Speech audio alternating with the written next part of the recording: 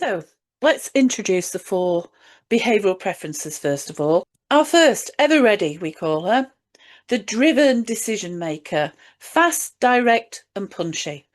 Focuses on getting the results, return on investment, the bottom line. Then we have our ray of sunshine, our enthusiastic, visionary storyteller, creative and animated.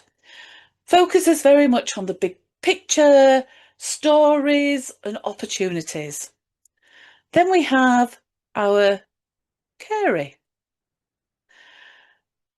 the supportive harmonizer, people person, sincere, calm, inclusive, with focuses very much on team impact and values.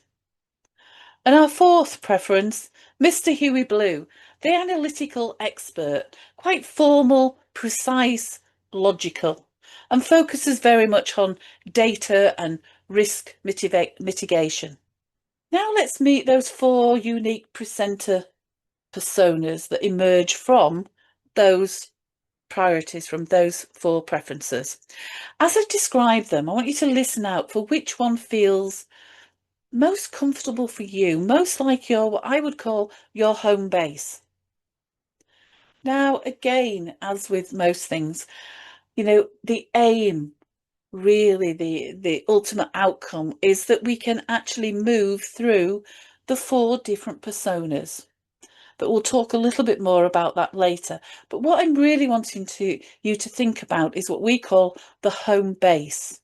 What is your kind of natural, if you haven't got any time to think about it, you just to put a presentation together, which actually feels most like you. So, first of all, are ever ready. The driven decision maker, as I said. If this is you, then your presentations are usually high impact, no nonsense.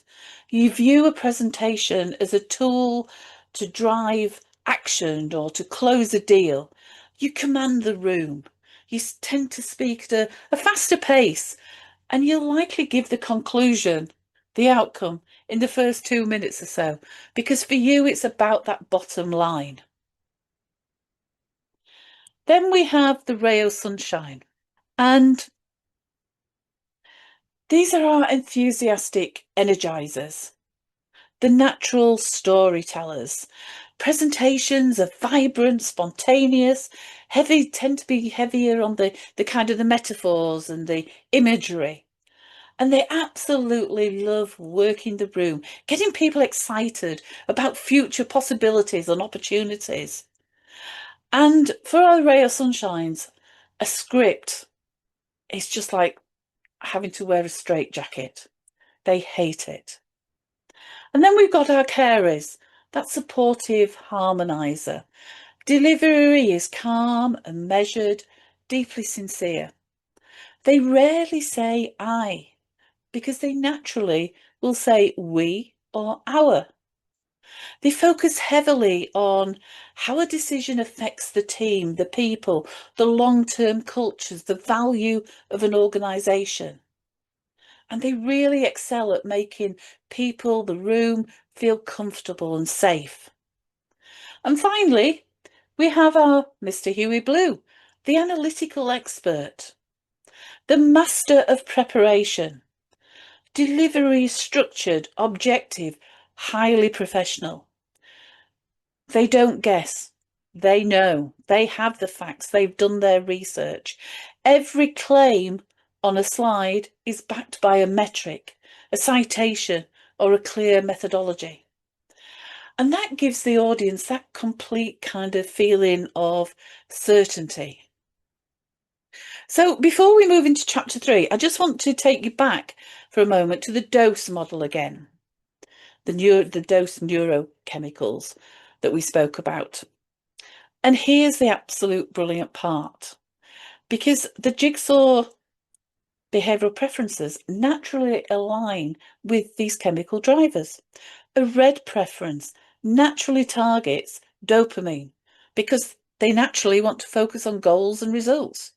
A yellow preference boosts the release of endorphins and dopamine through their energy and their vision. The green preference naturally fosters the oxytocin through that deep connection and empathy they're able to build. And the blue preference builds serotonin and trust by providing that structure and accuracy and certainty. So, a secret here to becoming a master presenter is actually learning how you can blend these chemicals so that your audience actually get a complete balanced dose of connection.